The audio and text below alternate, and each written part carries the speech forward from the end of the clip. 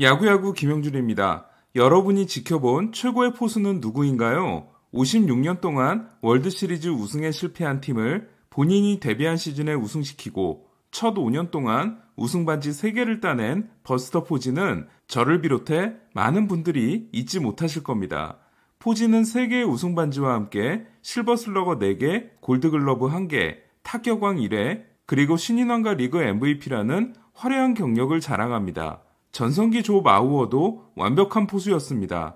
마우어는 아메리칸 리그 역사상 3번밖에 나오지 않은 포수 타격왕을 혼자서 다 만들어낸 선수입니다. 마우어는 리그 MVP와 3번의 타격왕, 실버슬러거 5개와 골드글러브 3개가 있지만 우승 반지는 없습니다. 아쉬운 점은 둘 다 전성기가 짧았다는 겁니다. 우승 반지 2개가 있는 야디에르 몰리나도 우리 시대 최고의 포수 중 한 명입니다. 몰리나는 포수 역대 3위에 해당되는 9개의 골드글러브와 함께 최고의 내구성을 자랑하고 있는데요. 몰리나 역시 실버슬러거가 하나 있긴 하지만 포지의 조정 득점 생산력이 128, 마우어가 123인 반면 99인 몰리나는 최고의 수비형 포수라고 할 수 있습니다. 제가 봤던 공수 조화가 가장 완벽했던 포수는 많은 분들의 예상대로 이반 로드리게스입니다. 이반 로드리게스는 무려 21년을 포지션 전환 없이 포수로만 뛰면서 조정 득점 생산력 104를 기록했고 몰리나보다 4개 많은 13개의 골드글러브로 포수 역대 1위에 올라 있습니다. 포지가 도합 5개, 마우어가 도합 8개, 몰리나가 도합 10개인 반면 이반 로드리게스는 골드글러브 13개와 실버슬러거 7개를 더하면 20개가 됩니다. 반면 마이크 피아자는 실버슬러거가 10개, 골드글러브가 0개로 도합 10개입니다. 바로 0개의 골드글러브는 마이크 피아자의 가장 큰 약점입니다. 하지만 피아자는 역사상 말도 안 되는 공격력을 선보인 포수였습니다. 피아자의 조정 득점 생산력 140은 앞서 소개해드린 128의 포지와 123의 마우어를 훌쩍 넘어섰는데요. 140은 알렉스 로드리게스의 통산 기록인 141과 사실상 같고 125인 자니 벤치와 124인 요기 베라도 압도합니다. 재밌는 건 퍼지와 피아자가 절묘하게 같은 리그에서 뛰지 않았다는 건데요. 피아자는 16시즌 중 15시즌을 내셔널리그에서, 퍼지는 21시즌 중 18시즌을 아메리칸 리그에서 뛰었습니다. 만약 둘이 같은 리그에서 뛰었다면 퍼지는 골드글러브는 그대로 13개였겠지만 실버슬러거는 0개 또는 1개였을 겁니다. 반면 피아자는 골드글러브는 그대로 0개, 실버슬러거는 10개였을 가능성이 높습니다. 피아자의 공격력이 얼마나 대단했냐면 통산 장타율 5할 포수는 5할 4푼 5리인 피아자와 정확히 5할을 기록한 캄파넬라 2명인데요. 피아자가 7,745타석을 소화한 반면 35살 때 자동차 전복사고로 하반신이 마비되고 은퇴를 한 캄파넬라는 10시즌 동안 4,816타석밖에 뛰지 못했습니다. 9년 연속 3할 타율과 10년 연속 5할 장타율이 모두 포수 최고 기록에 해당되는 피아자는 역대 유일한 3할 타율 300홈런 포수이자 역대 3,000타석 이상 202명의 포수 중 OPS가 0.9를 넘는 유일한 포수이기도 합니다. 피아자는 유일한 400홈런 포수이기도 한데요. 2위는 389홈런으로 은퇴한 자니 벤치입니다. 피아자가 한 가지 아쉬운 건 포수로서 때려낸 포수 순수 홈런이 396개였다는 겁니다. 그러니까 이렇게 생각하시면 됩니다. 마우어는 통산 타율 3할 6리와 함께 144개의 홈런을 때려냈지만 피아자는 통산 타율 3할 8리와 함께 마우어보다 284개가 많은 427개의 홈런을 때려낸 겁니다. 게다가 피아자는 다저 스타디움과 매치 쉐이 스타디움, 샌디에고 페코파크, 오클랜드 콜리세움 등 커리어 내내 한 번도 타자 구장을 홈으로 사용해 본 적이 없습니다. 피아자가 뛰었던 시대, 그러니까 박찬호가 뛰었던 시대 다저 스타디움은 투수에게 절대적으로 유리한 구장이었습니다. 피아자는 중고차 사업과 부동산 사업으로 1억 달러 이상을 모은 빈스 피아자의 아들로 1968년 펜실베니아주에서 태어납니다. 피아자의 집안은 마피아 본거지로 유명한 이탈리아 시칠리아 섬 출신이었습니다. 필라델피아를 응원하면서 자란 피아자는 마이크 슈미트를 가장 좋아했습니다. 메이저리거를 꿈꿨지만 가난 때문에 포기했던 피아자의 아버지는 아들을 메이저리거로 만들기 위해 노력하는데요. 과외 선생으로 조 디마지오와 테드 윌리엄스를 모셔오게 됩니다. 그리고 테드 윌리엄스는 열심히 하라며 자기 책에 사인까지 해줍니다. 그럼에도 실력이 좀처럼 늘지 않은 피아자는 마이애미에 있는 커뮤니티 칼리지에 간신히 진학합니다. 아버지는 피아자가 드래프트를 받을 가능성이 없음을 알고 아들을 뽑기 위해 메이저리그 구단에 지분 참여를 하려고 했다가 실패하는데요. 최후의 수단으로 고향 친구에게 부탁합니다. 피아자 동생의 대부이자 14년째 다저스 감독을 맡고 있었던 토미 라소다였습니다. 많은 분들이 베리 본즈의 대부는 윌리 메이스, 피아자의 대부는 토미 라소다로 알고 계시지만 라소다는 엄밀히 피아자의 대부는 아니었습니다. 다저스가 월드시리즈 우승에 성공한 1988년 피아자는 아버지 친구 덕분에 62라운드에서 다저스의 지명을 받습니다. 1390번째로 지명을 받은 피아자의 뒤에 있는 선수는 5명이었습니다. 라소다는 스카우팅팀에 가서 포수라면 한 명 더 뽑을 수 있다는 말을 듣고 포수를 한 번도 본 적이 없었던 피아자를 포수로 둔갑시켜 뽑게 합니다. 그리고 피아자에게 일루수는 가망이 없으니 지금부터 포수를 하라고 합니다. 피아자는 도미니카 포수 특별 캠프에 입소합니다. 1992년 마이너에서 갑자기 맹타를 휘두르기 시작한 피아자는 더블A 30경기와 트리플A 90경기 후 메이저리그 데뷔에 성공합니다. 그리고 1993년 신인 포수 최고 기록에 해당되는 35개 홈런을 날리는데요.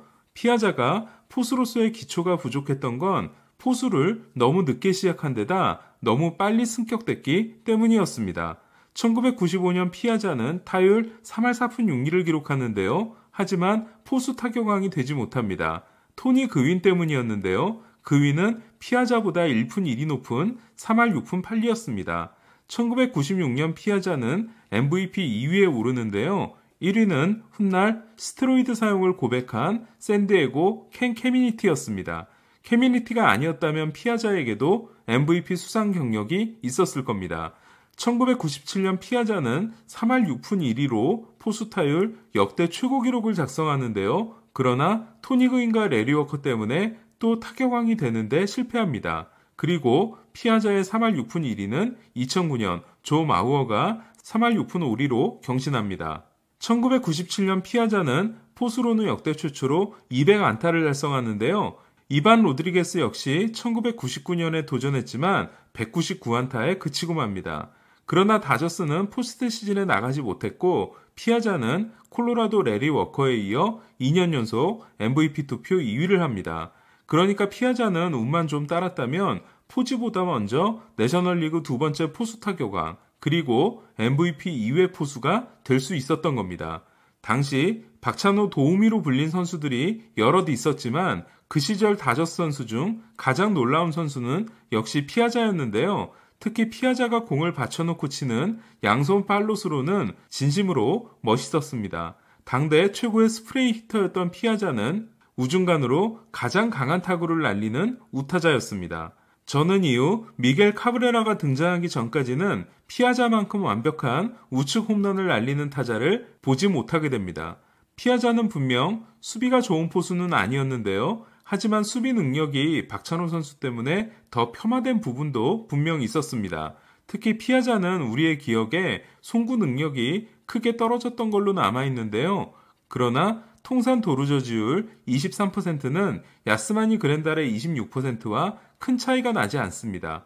피아자는 1995년 라몬 마르티네스와 1996년 노모 히데오 두 개의 노히트를 잡은 포수인데요. 피아자의 수비력이 더 떨어지게 느낀 건 1998년 피아자가 다저스를 떠나고 박찬호와 호흡을 맞춘 포수가 골드글러브 4개인 찰스 존슨이었기 때문입니다. 피아자는 루키 시즌인 1993년부터 1998년까지 첫 6시즌 동안 투수 친화적인 다저 스타디움을 쓰면서도 연평균 33홈런 106타점과 타율 3할 5푼 5리, 출루율 3할 9푼 9리, 장타율 5할 8푼 1리를 기록합니다. 그리고 다저스에게 1억 달러 계약을 요구합니다. 하지만 다저스는 이를 거부하고 피아자를 플로리다로 보내는데요.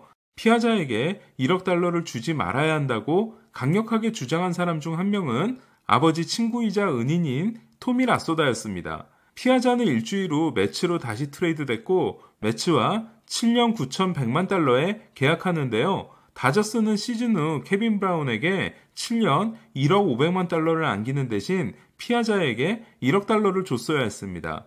피아자의 활약은 매치에서도 계속됐는데요. 1999년 피아자는 로이 캄파넬라, 자니 벤치, 그리고 1996년 토드 언들리에 이어 역대 네 번째 40홈런 포수가 됩니다. 2000년에도 피아자는 제프 켄트와 베리 본즈, 두 샌프란시스코 자이언츠 선수에 이어 MVP 3위를 하는 뛰어난 활약으로 매치 월드시리즈 진출에 1등 공신이 되는데요. 하지만 2000년 월드시리즈는 피아자가 체면을 구긴 시리즈이기도 했습니다. 정규 시즌에서 피아자는 클레멘스가 던진 몸쪽 공에 머리를 맞고 뇌진탕 부상을 당해 한동안 결장하는데요. 피아자는 클레멘스를 상대로 통산 타율 4할 2푼 1리, 장타율 1.040을 기록한 클레멘스 킬러였습니다. 월드시리즈에서 다시 만난 둘은 피아자의 부러진 방망이를 잡은 클레멘스가 일루로 달리는 피아자 쪽으로 집어던지는 위험천만한 행동을 하는데요. 이때 피아자는 쭈뼛쭈뼛하며 클레멘스에게 강력하게 항의를 하지 못합니다.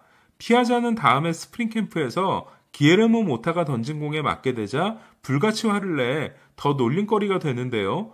클레멘스의 사과 전화를 씹은 피아자는 다음해 클레멘스와 한판 붙을 때를 대비해 겨우내 가라데를 배우게 됩니다. 2004년 올스타전에서 내셔널리그의 선발 투수가 된 클레멘스는 피아자와 호흡을 맞추는데요. 하지만 1이닝 6실점 난타를 당하고 들어갑니다. 사람들은 피아자가 타자들에게 구종을 이야기해 준 게 아닌가라는 의심을 하게 됩니다. 2013년 피아자는 첫해 명예전당 투표에서 57.8%를 얻어 입성에 실패하는데요. 피아자는 몇 달 후 나온 자서전에서 안드로 스텐다이온 사용을 고백합니다. 피아자는 스테로이드는 절대 사용하지 않았으며 안드로 역시 금지 약물로 지정되고 나서는 사용하지 않았다는 주장이었습니다. 피아자를 보는 시선은 두 가지로 갈리게 됩니다. 첫째는 맥과이어처럼 스테로이드 사용을 거짓 고백으로 덮으려는 게 아니냐는 것. 둘째는 맥과이어처럼 탄론한 것도 아닌데 스스로 먼저 고백을 했기 때문에 피아자의 말을 믿어야 한다는 거였습니다. 그리고 여론은 후자 쪽으로 기울게 됩니다. 결국 피아자는 2016년 네 번째 투표에서 켄 그리피 주니어와 함께 명예전당에 오르게 됩니다. 그리피는 명예전당 최초의 1순위 지명선수, 피아자는 역대 최저 순위 지명선수였습니다. 물론 피아자는 다저스가 아니라 매치 모자를 쓴 모습이 동판에 새겨지게 됩니다. 피아자는 금수저였습니다. 하지만 역사상 최고의 공격형 포수가 된 데는 엄청난 노력이 숨어 있었을 겁니다. 물론 약물 사용 고백은 좀 찜찜하긴 한데요. 하지만 약물 사용은 금지 약물이 되기 전이고 금지 약물로 지정되자 곧바로 중단했다는 피아자의 말을 믿는 쪽이 더 많은 것 같습니다. 여러분은 피아자에 대한 평가를 어떻게 내리실 건가요? 이상 김영준의 야구야구였습니다.